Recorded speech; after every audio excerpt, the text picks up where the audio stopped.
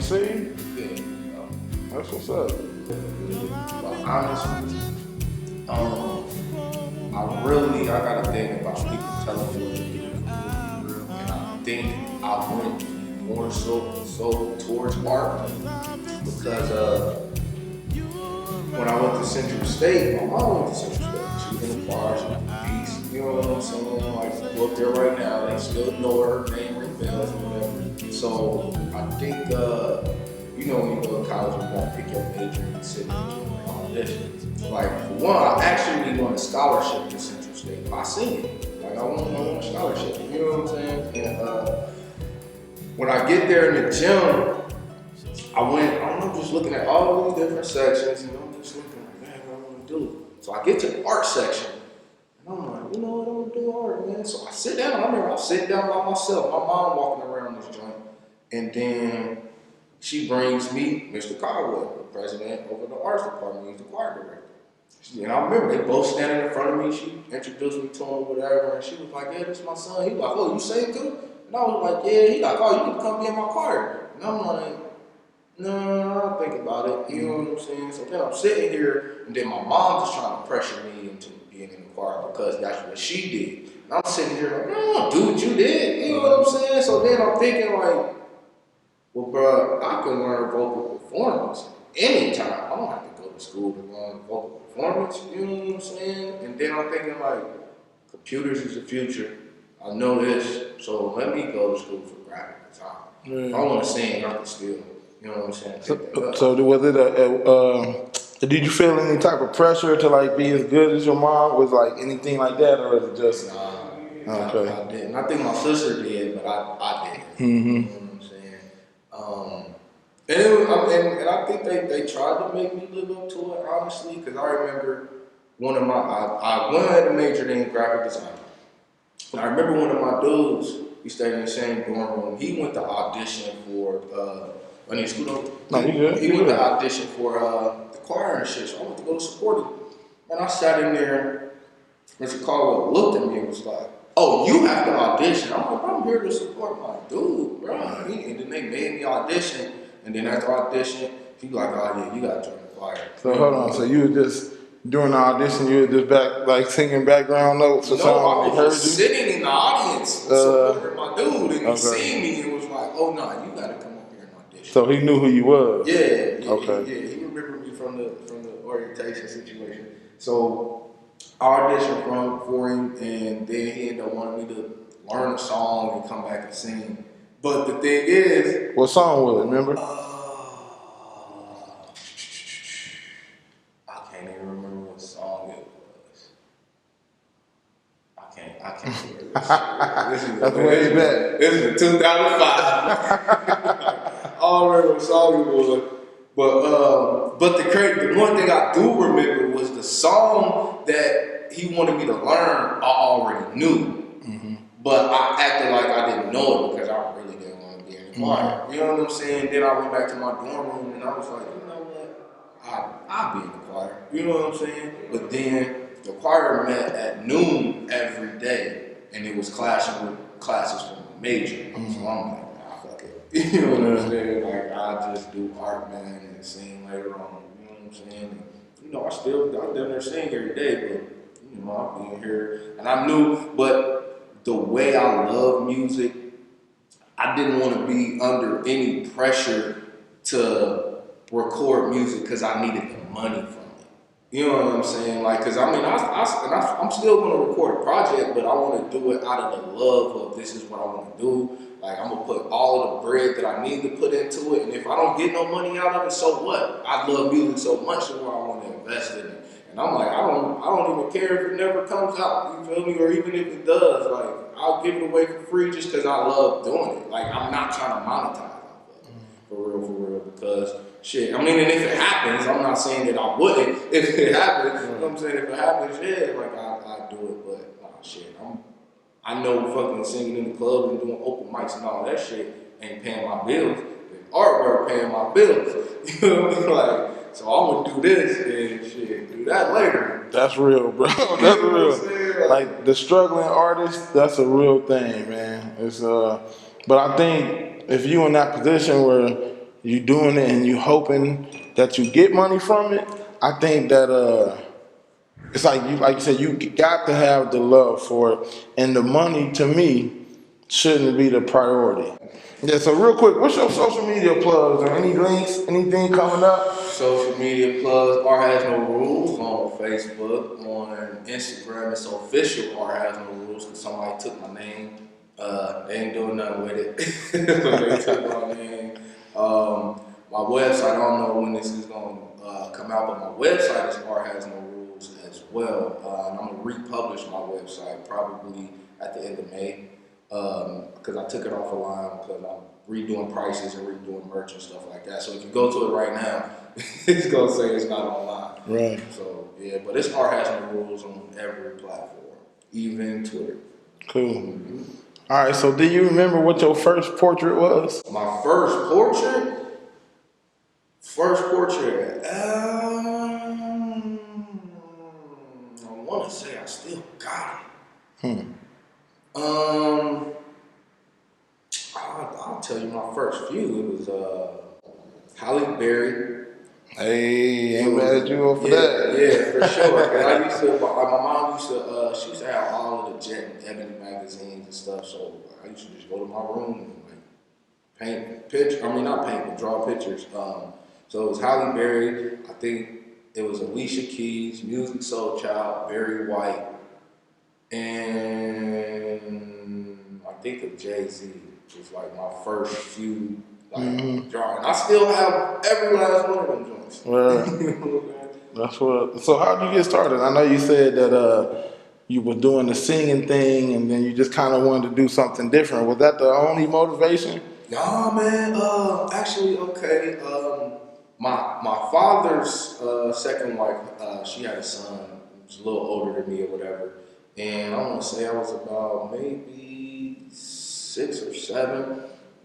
And I used to go to their house, and on their wall going to their basement, they had, he drew a picture of Nefertiti, and it was a lion. And it was so realistic. And I'm looking at this like, bro, you did this? Like, yo, this is inspiring. You know what I'm saying? Like, I've never seen nobody draw to that capacity when I was that young. So I'm like, oh, this is interesting. So we used to go up in this room, and I used to, like, I wasn't nowhere near as good. Like, I was the Bugs Bunny, Dragon Ball Z drawing type. You know what I'm saying? And even then, it wasn't even crispy. Yeah. So I used to copy those, and he drew a picture for me, and there was a picture of Taz because he played soccer. It was a picture of Taz, like crushing a soccer ball. You know what I'm saying? And he wrote on it like to TJ, like, hope you know what I'm saying? This is to motivate you to become a better artist. And this was in like 94. You know what I'm saying? When I got this picture, and I still have that picture to this day. I'm gonna say, it looked like it worked, bro. You know, it looks like it worked. Like, but surprisingly, my mother knows how to draw, and like I forget that all the time because she did the opposite of me. She took the singing route instead of the art route. You know what I'm saying? She showed me a picture that she drew when she was younger that she won a contest with, or she entered a contest, and it was so good for her age that they thought she was lying that she didn't draw it. Oh, man. So they didn't even give her the prize of the winnings, and I think that kind of discouraged her. You know what I'm saying, from drawing, and then I've never seen another picture from her ever again. But as I got older, I recreated that same picture that she drew, and I gave it to her. Now, I hope she still has it. I haven't seen that picture since. What was it a picture of? You remember? It was a picture of a woman, and like I don't know if you ever took art classes, but a lot of times in art classes, like you gotta either sit there and draw a still life, some fruit or vegetables or something like that, or you have to draw like some drapery. It'd be like a picture where you just show the folds in the clothes or whatever. It was just a woman with a big dress on, with like big deep folds in her clothes and stuff. And I drew that and gave it to her. That's what's up. Yeah, man. That's what. So, have you ever got into graffiti or AKA tagging? Like traditional graffiti style, no. And I know a billion people is gonna hate me for saying this, but I'm really not a fan of graffiti. Really? Yeah, I'm not saying I'm not a fan of like tagging on the wall, but the style of, and I think it's maybe because I never could read it. Excluding yourself, obviously, who is your best, let's say, top three artists? Top three artists. I'm trying to narrow it down to three because I love a lot of people. And you know what's crazy? All of my favorite artists, uh, is still living for the most part. I mess with Art by Wack. He's out of Atlanta. Kahinde Wiley, love him. Terry James Marshall, definitely love him. Throw it back some. Ernie Barnes is definitely one of my favorite artists.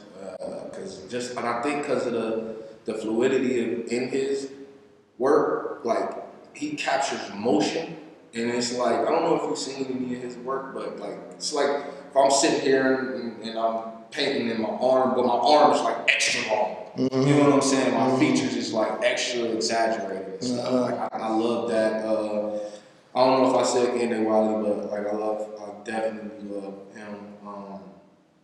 Man, it's hard. Like, cause I can go on and on. Like, I mean, I can't sit here and not name Basquiat. Like John Michelle is like an inspiration of mine. Like, obviously, I'm painting some of this stuff on my walls. I got a couple of Basquiat renditions in here. But he's definitely one of my favorites for sure. So who's the guy that a lot of us probably know from Channel 16? Bob Ross. Bob Ross. You like Bob? The Happy Tree guy. Yeah. I used to watch him a lot as a kid, man. I ain't gonna lie. That expired that. You see that rock over there? That's some Bob Ross shit right there. Yeah. Bob Ross right there. That's funny. Yeah. That's funny. I always wondered what his name was, and I thought, man, that's a cool white dude with that afro. Got the smooth voice and everything. So what tips would you give like a young, aspiring painter? Don't stop. Keep practicing. Art is almost never finished, so if you think you messed up, you didn't. You know what I'm saying? Keep going. Believe in yourself. Don't compare your work to other people's because everybody is always at a different level.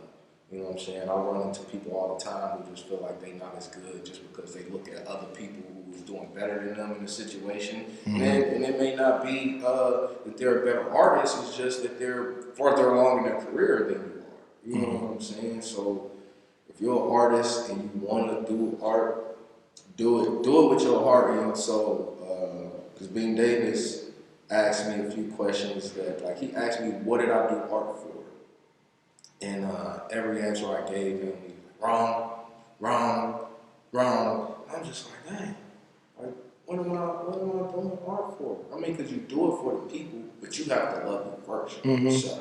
You know what I'm saying? Like, unless it's a commission that people buy from me, every piece I do, I put my heart and soul into. Like every piece I paint, I would hang in my own house. You know what I'm saying? And it's stuff that I want to paint. So naturally, you want to find your target audience, and that'll come with your interest. Because like I'm sitting here painting a picture of Bob Marley. You know what I'm saying? I love Bob Marley.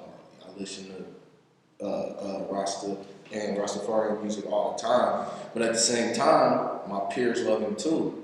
You know what I'm saying? And if you paint stuff that you love yourself, you're definitely gonna find people that love it. Yeah. You know what I'm saying? So, yeah, I would definitely tell the kids to keep pushing, man, because practice is, you know, it's golden, man. A lot of people don't think that they're getting better, but you can only get better if you practice. Yeah. That was kind of one of my next questions was going to be, what motivates you as an artist, and like, you know, why do you pick a particular portrait to paint? But you know, you just kind of said it. So Yeah. Well, I mean, I definitely can give you a completely different answer for that. What motivates me is life, man, culture. Like, I love black culture. Obviously, I'm a black person. You know what I'm saying? Like, when I pick my portraits, it mainly comes off of a composition. You know what I'm saying? Like the how it would be laid out on the canvas, or how much of the canvas is taken up, or how the person is sitting. You know what I'm saying? I rarely paint somebody that's just like sitting here looking like this. Most people is moving. I like to paint motion. You know what I'm saying? If it is like a portrait of somebody sitting, they're not just looking, they're leaning, or they're turning to the side, or they got something in their hand, or their mouth is up. Or, you know what I'm saying? Whatever. Like, I get motivated by a lot of things. I travel a lot, so I see, you know, a lot of things. Like I painted a picture on the wall in Puerto Rico.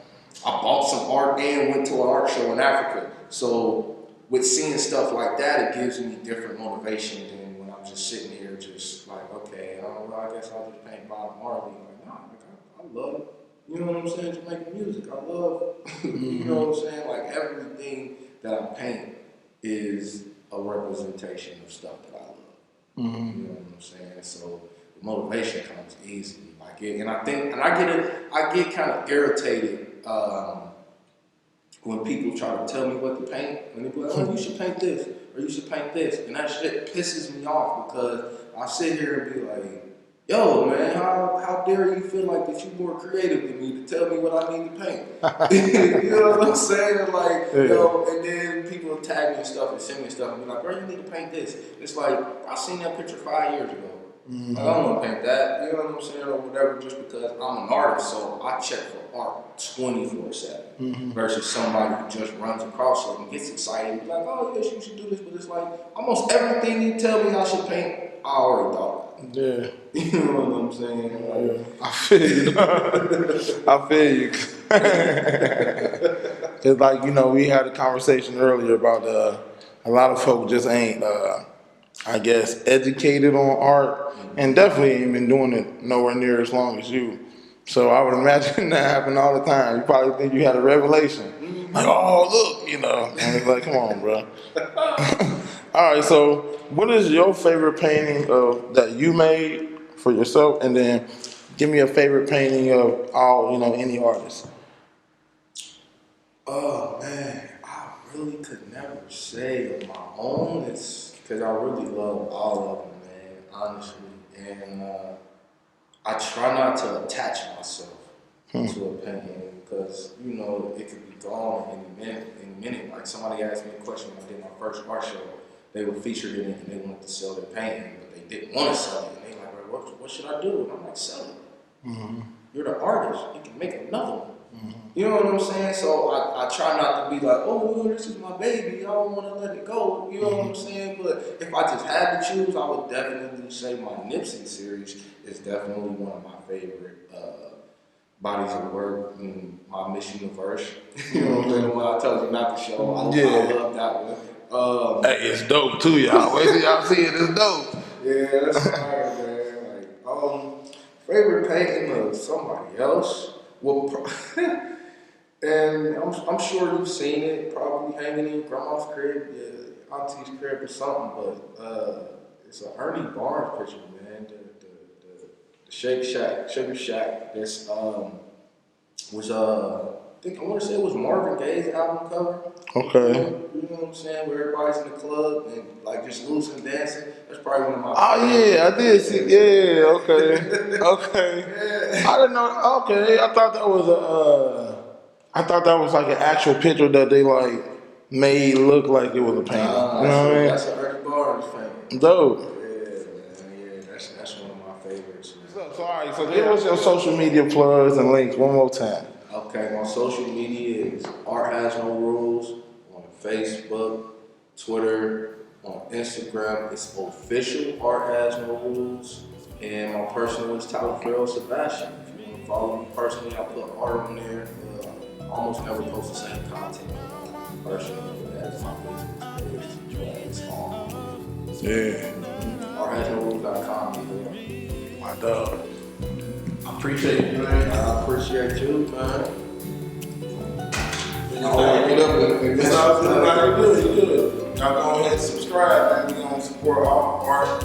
Anything that got to do with creation, anything that got to do with culture and expression, it's gonna be on this channel, so y'all stay tuned. Yes, sir. Yes, sir. Peace. Top man.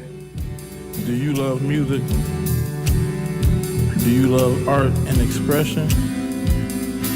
Do you love thoughtful interviews? Well, subscribe now.